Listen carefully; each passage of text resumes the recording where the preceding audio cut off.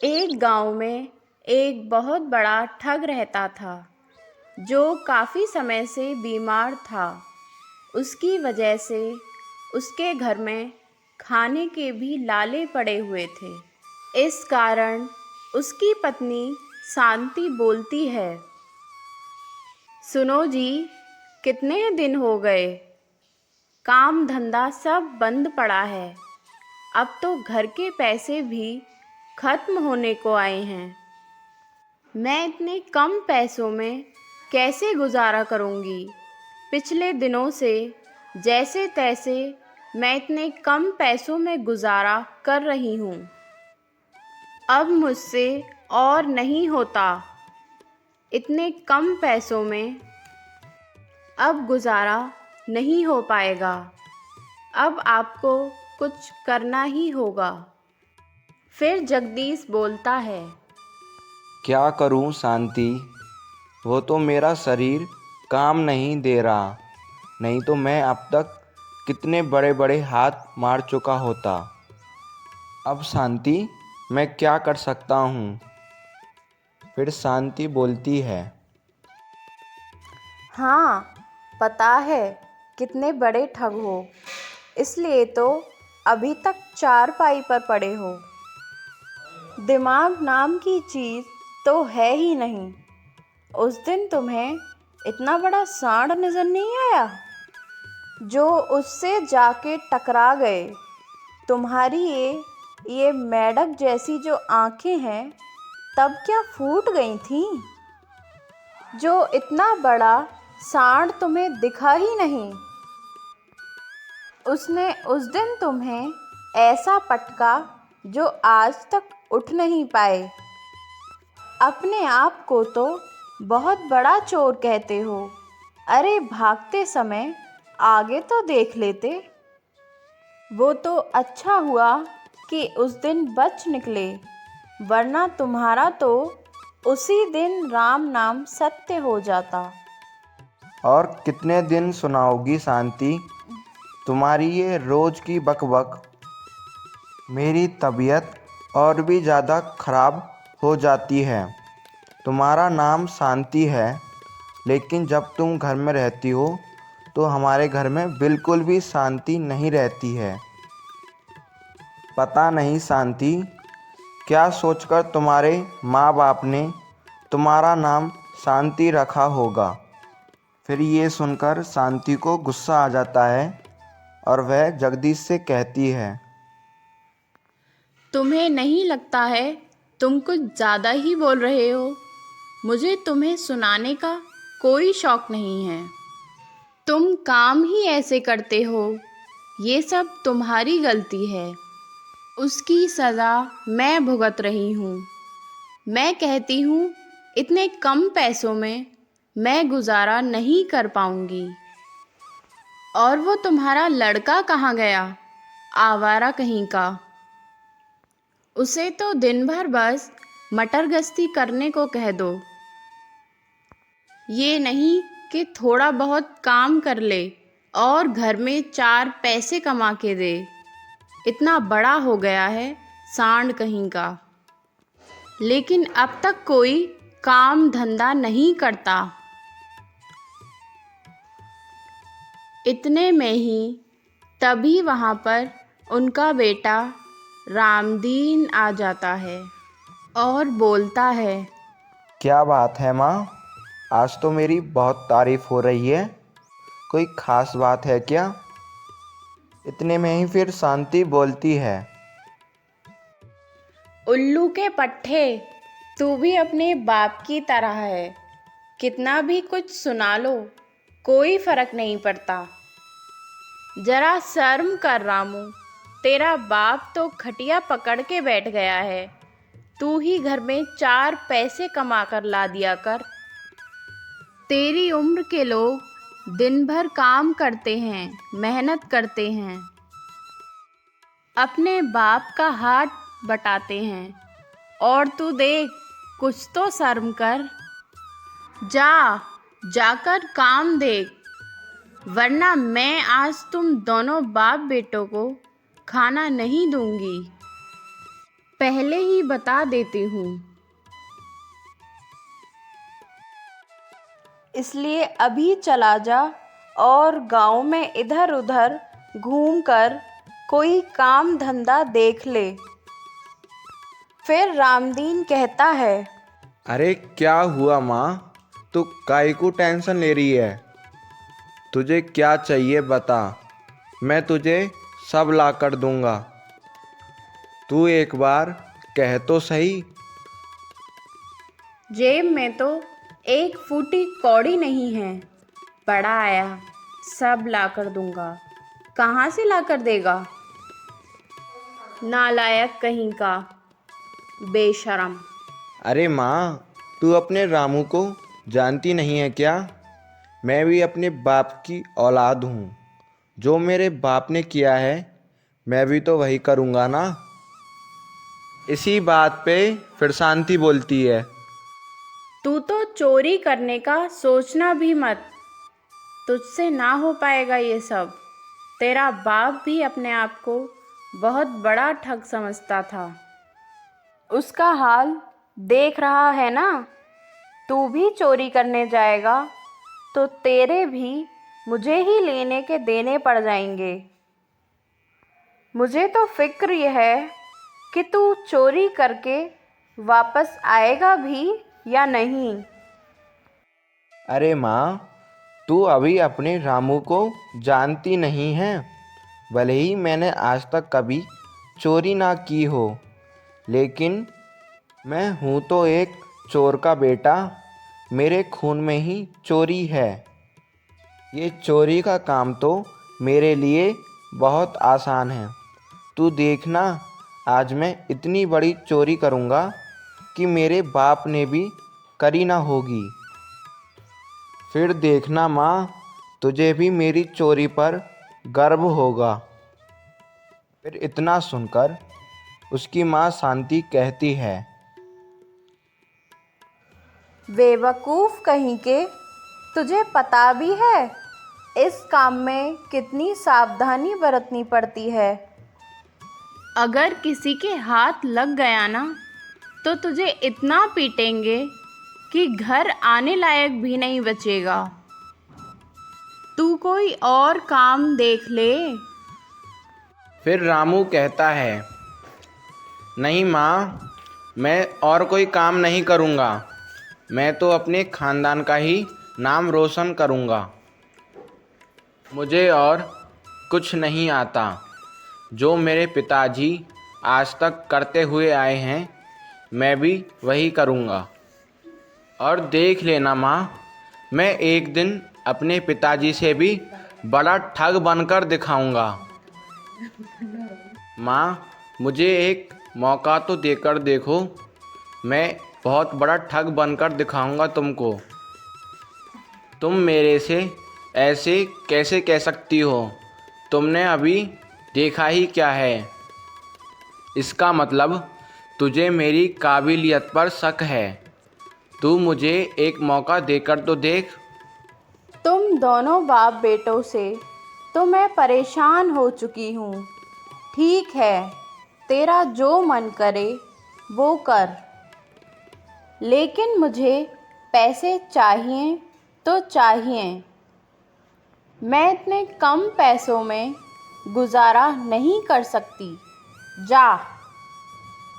जाकर कुछ काम कर, चाहे चोरी कर, मुझे इस बात से कोई मतलब नहीं। लेकिन याद रखना, अगर तू पकड़ा गया ना तो जितना उन लोगों ने भी नहीं तुझे पीटा होगा, उससे ज़्यादा मैं तुझे घर पर पीटूंगी। सोच लेना, अगर पकड़ा गया ना तो घर पे खाना भी नहीं दूंगी। नहीं नहीं, ऐसा कुछ भी नहीं होगा माँ। देख लेना, मैं तुझे शिकायत का कोई मौका ही नहीं दूंगा। अब मैं चलता हूँ माँ, लेकिन मैं इस गांव में चोरी नहीं करूँगा, क्योंकि इस गांव में तो मुझे सब जानते हैं। मैं इस काम को किसी और जगह जाकर अंजाम दूंगा। तू मेरी राह देखना माँ, मैं चलता हूँ। फिर रामदीन चोरी करने के लिए निकल जाता है।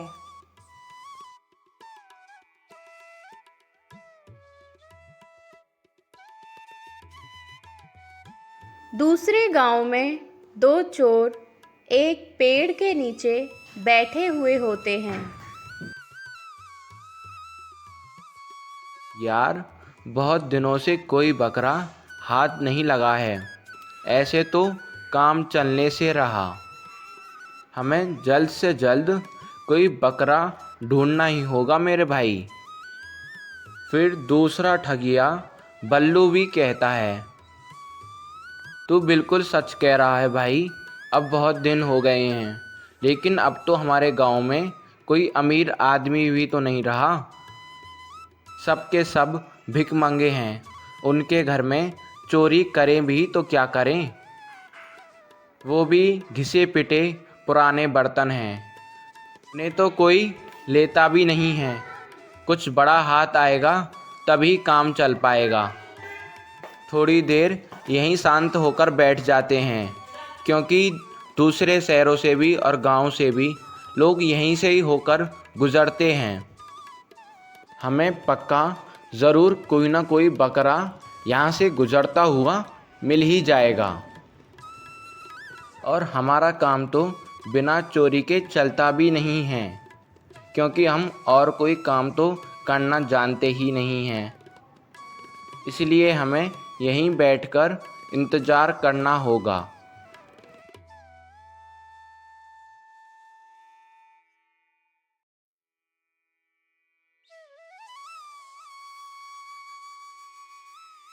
अरे बल्लू, तू वो देख, वह तो हमारे गांव का नहीं लग रहा, और शक्ल से तो अच्छे घर का लग रहा है। मुझे लगता है इसके पास ज़रूर कुछ न कुछ पैसे तो होंगे ही। हमें हमारा बकरा मिल गया है बल्लू। चलो चलो, अब हम इसे अपनी बातों में फंसाते हैं, बहुत मज़ा आएगा। फिर बल्लू रामू को देखकर कहता है, अरे भाई, कहाँ जा रहे हो? इतनी तेज़ धूप है, ज़रा हमारे पास आकर तो बैठो। इतनी तेज़ धूप में अगर तुम आगे जाओगे तो बीमार पड़ जाओगे। रामू कहता है, फिर तुम लोग कौन हो और मेरे से ऐसा सवाल क्यों कर रहे हो? बल्लू बोला, अरे भाई, हम तो इसी गांव के हैं। तुम बताओ किस गांव के हो, और इतनी तेज़ धूप में कहाँ जा रहे हो? इतनी तेज़ धूप में तो घर पे बैठना चाहिए। फिर रामू बल्लू से कहता है, अरे कुछ नहीं भाई, बस वहीं ज़रूरी काम से शहर जा रहा था, और ऐसा कुछ भी काम नहीं है। फिर बल्लू कहता है, अच्छा अच्छा, कोई बात नहीं भाई, बाद में चले जाना। अभी यहाँ पर थोड़ी देर हमारे पास बैठ जाओ। जब धूप कम हो जाएगी तब चले जाना। वैसे भी आजकल की धूप तो बहुत भयंकर हो रही है। शहर पहुँचते पहुँचते तो तुम्हारा दम निकल जाएगा। तो थोड़ा आराम कर लो, इतनी भी क्या जल्दी है? रामू कहता है, हाँ भाई, तुमने सच कहा, इतनी भी क्या जल्दी है, थोड़ा आराम ही कर लेता हूँ।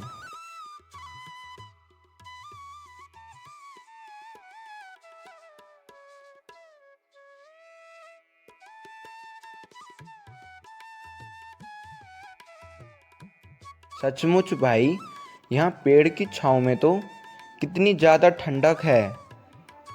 बहुत अच्छा लग रहा है भाई। अच्छा हुआ कि मैं यहाँ रुक गया। यहाँ तो ठंडी ठंडी हवाओं में बहुत सुकून सा लग रहा है भाई। फिर बल्लू अपने काम को करता है। अरे भाई, हम कैसे ही ऐसे बैठे बैठे बात करते रहेंगे। एक काम करते हैं, एक खेल खेलते हैं, जिससे हमारा समय भी कट जाएगा और धूप भी निकल जाएगी, जिसके बाद तुम अपने काम के लिए निकल भी सकते हो। तुम क्या कहते हो इसके बारे में? क्या तुम हमारे साथ खेल खेलोगे? अभी फिर रामदीन भी कह देता है, खेल खेलना तो मुझे बचपन से पसंद है, क्यों नहीं, मैं ज़रूर खेल खेलूँगा।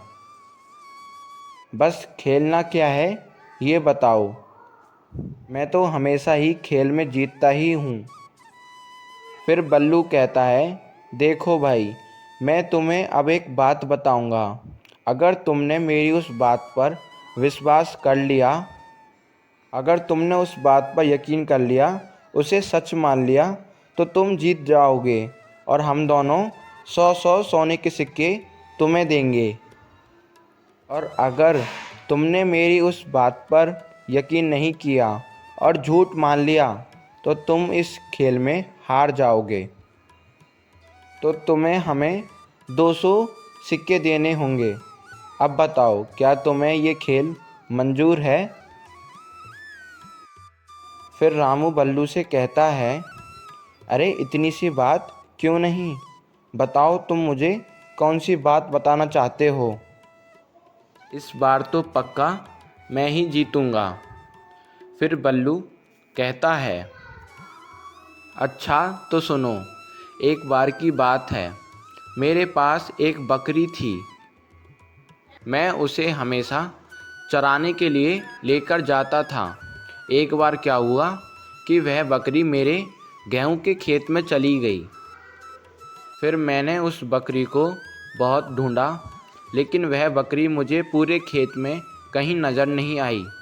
तो फिर मैंने सोचा, पूरे खेत की फसल ही काट देता हूँ, शायद मिल जाए। इसलिए मैंने बकरी के चलते पूरी खेत की फसल ही काट दी। फिर भी मुझे खेत में बकरी कहीं नज़र नहीं आई। फिर मैंने उस गेहूं के आटे से रोटियां बनवाईं और उस रोटी में से मुझे अपनी बकरी की पूंछ नज़र आई, जो उस रोटी के बाहर निकल रही थी। फिर मैंने उस पूंछ को पकड़कर अपनी बकरी को उस रोटी से बाहर निकाल दिया।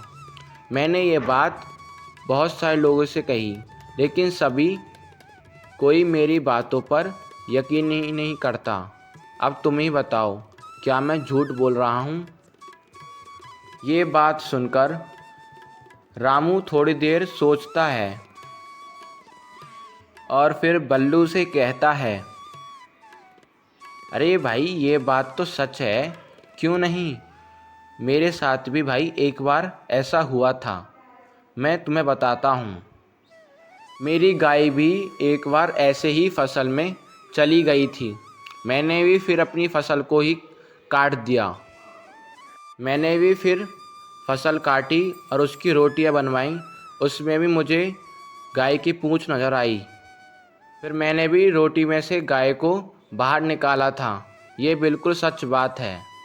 ये बात सुनकर रामदीन बोलता है, अरे ये तो बहुत चालाक निकला।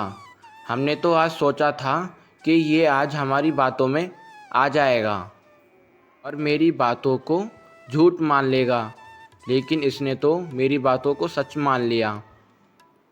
या तो ये बहुत बड़ा बेवकूफ़ है, या तो फिर हम दोनों ही बेवकूफ़ हैं कि हमने इसे बेवकूफ़ मान लिया। लगता है आज हमसे बहुत बड़ी गलती हो गई है, जो हमने इसे पागल समझ लिया। हम तो इसे पागल समझ रहे थे, लेकिन ये तो बुद्धिमान निकला। फिर रामू भी बल्लू से कहता है, किस सोच में पड़ गए? तुम्हारा हो गया ना, अब मेरी बारी। अब मैं बताऊंगा और शर्त वही रहेगी। अगर तुमने मेरी बातों को झूठा साबित कर दिया, तो तुम दोनों को मुझे 200 सिक्के देने होंगे। लेकिन अगर तुमने सच मान लिया, तो तुम दोनों को कोई सिक्के देने नहीं होंगे। हिसाब बराबर होगा। ठीक है, अब मैं अपनी बात कह सकता हूँ ना? फिर बल्लू भाई रामू से कहता है, हाँ हाँ बिल्कुल भाई, तुम्हें भी अब मौका मिलेगा एक बार कहने के लिए। बताओ। फिर रामू बल्लू को पागल बनाते हुए कहता है, हाँ तो भाई, मैं कह रहा था कि जब मैं यहाँ आ रहा था ना, तो मेरी पत्नी से लड़ाई हो जाती है, जिसकी वजह से सुबह मैं खाना ही नहीं खा के आता हूँ। अब मेरी पत्नी पीछे आ जाती है, यहाँ तक भी आ जाती है अब तुम ज़रा पीछे मुड़कर देखो, मेरी पत्नी मेरे लिए खाना लेकर आ रही है। वो जो औरत आ रही है ना, वो मेरी पत्नी ही है। दोनों पीछे मुड़कर देखते हैं तो उनके पैरों तले ज़मीन खिसक जाती है। दोनों हक्के बक्के रह जाते हैं और सोच में पड़ जाते हैं और फिर आपस में बातें करते हैं। अरे, ये इसने क्या बोल दिया? ये तो बहुत ही बड़ा झूठा है। ये तो हमारी बहन अंजू है। ये इसकी पत्नी कैसे हो सकती है? इसने तो हमारे साथ धोखा दिया है। फिर उसका दोस्त बल्लू कहता है, अरे चुप कर साले, धीरे बोल। अगर इसने सुन लिया ना तो लेने के देने पड़ जाएंगे। धीरे बोल, वो सुन लेगा। अगर तूने इसके सामने कह दिया ना तो हमें इसे 400 सिक्के देने होंगे। हम इसके सामने ये नहीं बोल सकते कि ये झूठ बोल रहा है, नहीं तो हम ये खेल हार जाएंगे। फिर हरिया बल्लू से कहता है, अरे ये बल्लू तो क्या कह रहा है? अगर हमने इसकी बात मान ली तो हमें तो हमारी बहन विदा करनी पड़ जाएगी। फिर बल्लू हरिया से कहता है, अरे हरिया, 400 सिक्के की बात है और 400 सिक्के कम नहीं होते। अगर इसके बदले में हमें हमारी बहन विदा करनी पड़ जाए तो ये तो अच्छा ही सौदा है। और वैसे भी तो हमें हमारी बहन की शादी करनी है। हम एक काम करते हैं, इसके साथ अपनी बहन को विदा कर देते हैं। फिर हम दोनों 400 सिक्के देने से बच जाएंगे।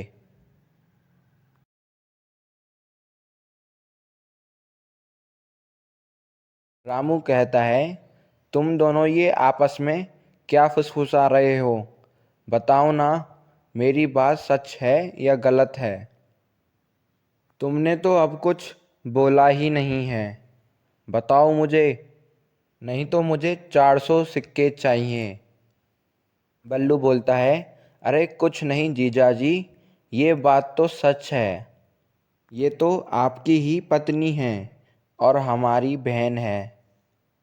हम दोनों तो आपस में यही कह रहे थे कि तुम कब से मेरी बहन को लेने के लिए नहीं आए हो। हम तो कब से आपका इंतज़ार कर रहे थे। हमने तो सोचा भी नहीं था कि तुमसे ऐसे मुलाकात होगी हमारी। हम तो आपसे मिलके बहुत ज़्यादा खुश हैं। इतने में ही उनकी बहन रश्मि वहाँ पे आ जाती है। तुम दोनों ये क्या बातें कर रहे हो और ये कौन है? फिर रश्मि का भाई अरे बल्लू बहना, कहता है, ये हमारे जीजाजी हैं और तुम्हारे पति हैं और ये तुम्हें लेने के लिए आए हैं और तुम्हें अब इनके साथ जाना ही होगा। फिर रश्मि बल्लू भाई से कहती है, तुम दोनों के दोनों पगला गए हो क्या? ये और मेरे पति, मेरी शादी कब हुई? तुम दोनों ने कहीं भांग वांग तो नहीं पी ली? होश में भी हो कि नहीं? पता भी है कि तुम क्या बोल रहे हो? अरे बहन, हम झूठ नहीं बोल रहे हैं। ये हमारे जीजाजी ही हैं और तुम्हारे पति हैं। दरअसल तुम दोनों की शादी बचपन में ही हो गई थी और दोनों तरफ के समाज ने ये फैसला लिया था कि जब तुम दोनों बड़े हो जाओगे तो तुम्हारी विदाई होगी। तुम्हारी शादी हो चुकी है बहन और अब तुम्हें जाना ही होगा। तुम्हारे पति तुम्हें अब लेने आए हैं। माफ़ करना बहन, हमने तुमसे इतना बड़ा सच अभी तक छुपा कर रखा, लेकिन यही सच है, ये तुम्हारे ही पति हैं। क्या? मुझे तो कभी इस बारे में किसी ने बताया ही नहीं कि मेरी शादी हो चुकी है। आप ज़रूर झूठ बोल रहे हो। हाँ बहन, हम तुमसे झूठ क्यों बोलेंगे? तुम दोनों की शादी बचपन में ही हो गई थी। पिताजी ने मरते मरते मुझसे ये बात कही थी कि जब तुम्हारा पति तुम्हें लेने आएगा तब उसे खुशी खुशी विदा कर देना। और बहना, आज वो दिन आ गया है। आज तेरी विदाई का दिन है बहना। आज तुझे अपने घर जाना होगा। तुझे अपने पति के पास अब जाना होगा।